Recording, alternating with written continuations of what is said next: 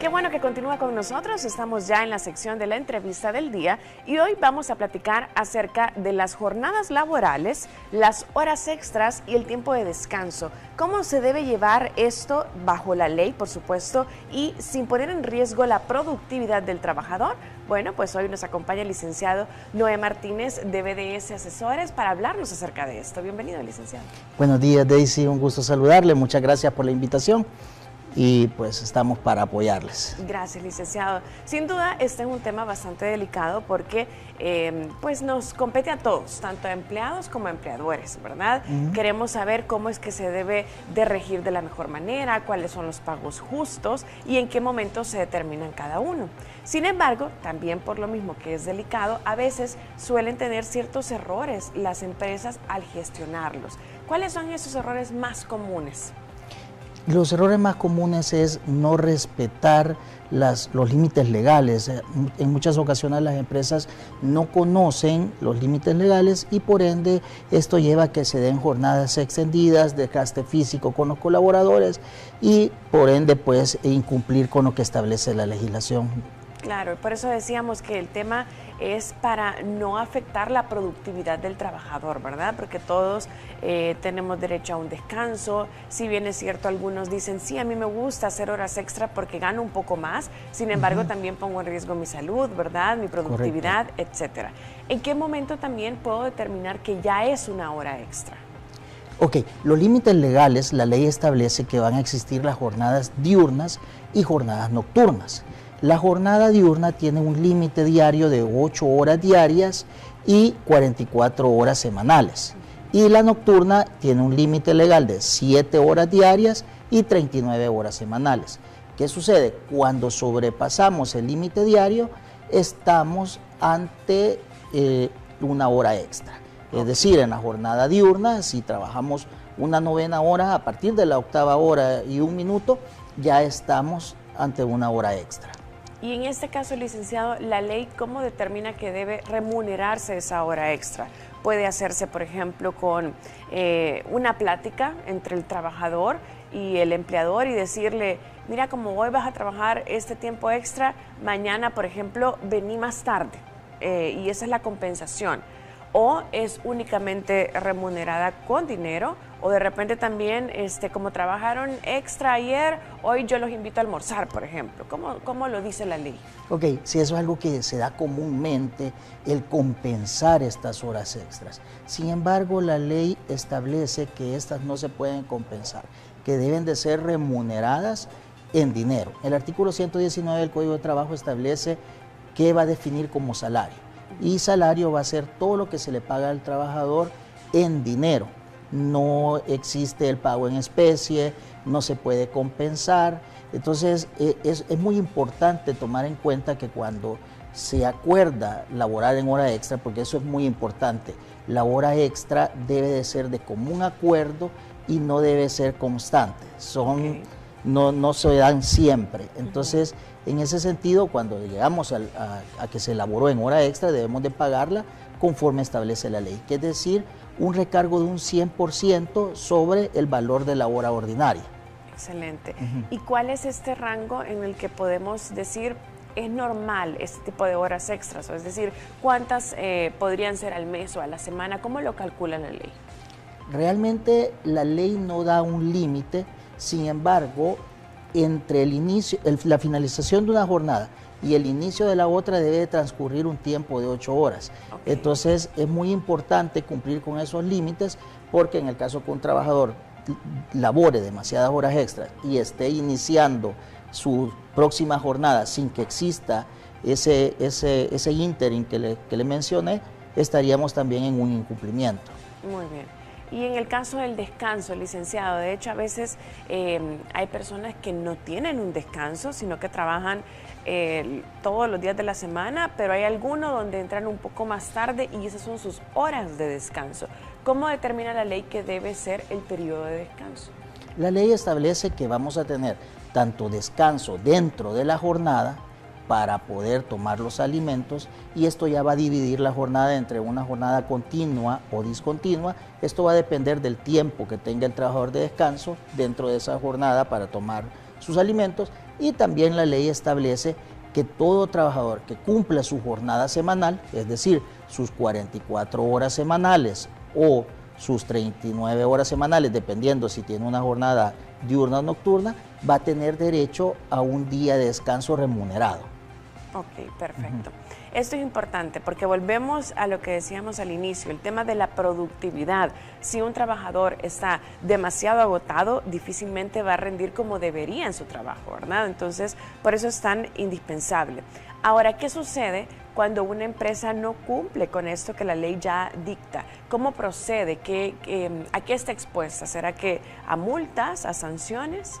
Sí, las empresas que no cumplan con los pagos de horas extras o con los límites legales que acabamos de conversar, estarán expuestas a la imposición de multas por parte de las autoridades laborales, llámese Ministerio de Trabajo y Previsión Social, que por medio de la Inspección de Trabajo podría verificar estos incumplimientos e imponer sanciones correspondientes. Muy bien, eso es importante porque a veces también quizás ya en la práctica ya hay un acuerdo interno, por decirlo así, ya se sabe que en esta empresa lo que hacen es compensarme, que al día siguiente voy a entrar un poco más tarde porque ayer salí más tarde, ¿verdad? Entonces, creemos que ya como los trabajadores lo aceptan y yo lo he hecho por mucho tiempo, está bien. Sin embargo, está la ley y pueden llegar también las inspecciones. Entonces, a eso es a lo que hay que tenerle cuidado.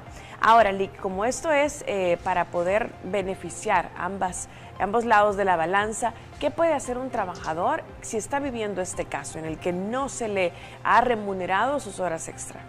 Es muy importante, el trabajador puede activar los mecanismos de denuncia ante el Ministerio de Trabajo y Previsión Social, mediante el cual se va a realizar una inspección de trabajo.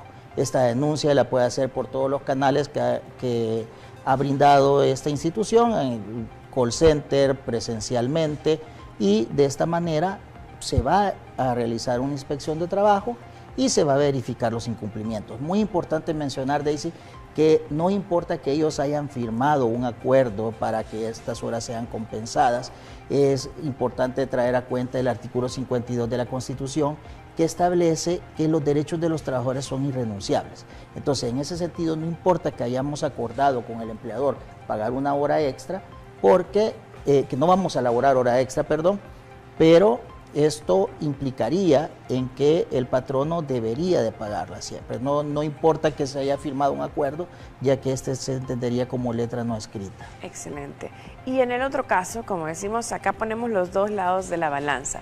¿Qué pasa cuando el trabajador, porque también está este tipo de ejemplos, se aprovecha y escribe, yo no sé, puede ser que en alguna empresa lleven así el orden, en alguna agenda o simplemente la reporto y digo, yo trabajé horas extras, pero quizá fue porque no cumplí con mi carga laboral por X o Y razón, llegué tarde, me tomé más tiempo en el almuerzo, por cualquier cosa, o me vengo atrasando y ya el tiempo de entrega y entonces me quedo en la oficina hasta que lo termino y considero que esas son horas extra. ¿Cómo se puede proteger también el empleador? Porque a veces no son justificadas. Muy importante tomar en cuenta que las horas extras no son constantes y deben de ser acordadas de mutuo acuerdo entre el trabajador y la empresa. Entonces, en este caso, si el empleador no ha dado la autorización para trabajar hora extra, este tiempo no debería de contarse. Entonces, las empresas deben de implementar los mecanismos correspondientes para poder verificar y respaldarse de que se han autorizado o no el trabajo en hora extra. Muy bien. Licenciado, aprovechando las cámaras, es importante mandarle un mensaje a los empresarios, emprendedores incluso, microempresarios que todavía no han tenido un acercamiento con una asesoría legal para llevar las cosas en el perfecto orden según la ley. Démosle un mensaje a esas personas para que puedan comprender cuál es la importancia de tener un asesor como ustedes. La asesoría preventiva es muy importante, ya que de esta manera podemos evitar sanciones o demandas en los juzgados de lo laboral, las cuales podrían venir a traer gastos innecesarios a la empresa y por ende también al cumplir con la legislación laboral vamos a tener un mejor clima laboral y por ende una mejor productividad. Y abonando el tema que hemos estado hablando, un empleado descansado pues tiene una mejor productividad. Totalmente. ¿Qué beneficios tiene para una empresa tener esta gestión correcta? Pues al tener esta gestión correcta, lo que se estaría evitando es el posible pago de multas impuestas por el Ministerio de Trabajo o también demandas que se pongan en su contra en los juzgados de lo laboral. Muy bien, la verdad es que usted se pone a pensar, el tema de invertir en una asesoría, un acompañamiento legal, le va a prevenir muchos dolores de cabeza, ¿verdad? Estamos hablando de multas también. Recuerde que las inspecciones no solamente llegan cuando alguien reclama o pone una denuncia, sino que también el Ministerio de Trabajo está activo para poder pues vigilar los derechos tanto del empleador como del trabajador. Correcto, el Ministerio de Trabajo realiza inspecciones especiales, que es como cuando usted dice alguien se ha quejado, pero también realiza inspecciones programadas. Ellos mensualmente tienen una programación aleatoria mediante la cual deciden visitar ciertas empresas y verificar el cumplimiento de la normativa laboral.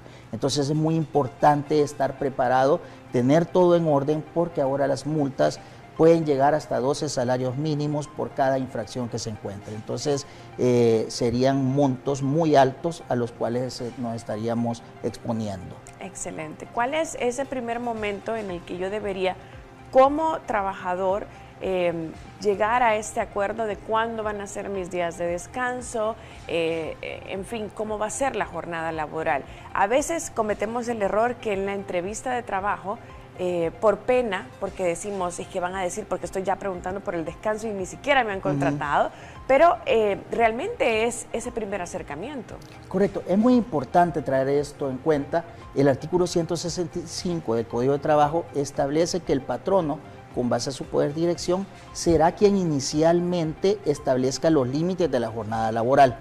Es decir, si vamos a trabajar en jornada diurna, en jornada nocturna, o si vamos a trabajar en trabajo insalubre o peligroso. Ahora bien, ¿qué sucede si cuando posterior al inicio de esta relación laboral el patrono decide cambiar los límites de la jornada? En este caso ya no lo puede hacer de manera unilateral el patrono, ya debe de hacerse por medio de un común acuerdo con el trabajador.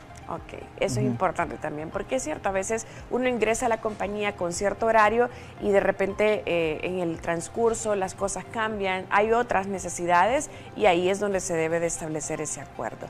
Licenciado, para aquellos que necesitan de un tipo de asesoría en el tema laboral con ustedes, ¿cómo nos ponemos en contacto? Pueden encontrarnos en nuestras redes sociales como BDS Asesores, contactarnos al número telefónico 2296-9500 y con gusto podemos apoyarles. Excelente, le agradecemos mucho por su tiempo. Muchas gracias. Muy bien, en pantalla también le colocamos las formas de contacto y con esto llegamos al final de la emisión. Gracias por habernos acompañado y continúe por favor conectado con la señal positiva de todo El Salvador. Cuídese mucho.